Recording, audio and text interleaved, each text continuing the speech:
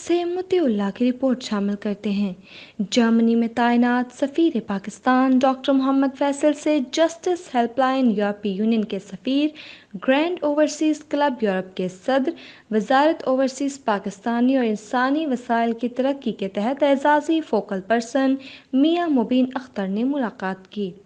ملاقات میں پاکستانی تارکین وطن سمیت دیگر امور پر تبادلہ خیال کیا گیا۔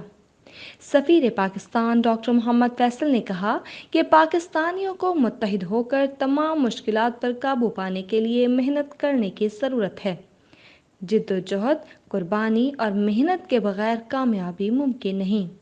ڈاکٹر محمد فیصل نے کہا کہ قوم بانی پاکستان قائد اعظم محمد علی جناح کے اتحاد، ایمان اور نظم و ضبط کے سنہری اصولوں پر عمل کرتے ہوئے ملک کو ترقی کی جانب گامزن کرنے اور چیلنجز سے نپٹنے کی صلاحیت رکھتی ہے۔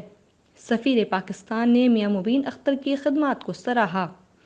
وزارت اوورسیز پاکستانی اور انسانی وسائل کے فوکل پرسن بننے پر مبارکباد پیش کی گئی اور کہا کہ دیار غیر میں ملک کی ترقی کے لیے اوورسیز پاکستانی کا کردار اہمیت کا حامل ہے۔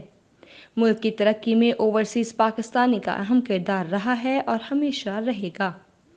میاں مبین اختر نے کہا کہ ہماری ذمہ داری ہے کہ ہم پاکستانی تارکین وطن اور اوورسیز پاکستانیوں کے مسائل کو بہتر انداز میں اعلیٰ حکام تک پہنچائیں اور ان مسائل کے سدباب کے لیے مشورے دیں تاکہ مسائل جلد از جلد حل ہو سکیں۔ جرمنی کی خبروں سے باخبر رہنے کے لیے سبسکرائب کریں اردو نیوز ڈویچ لینڈ۔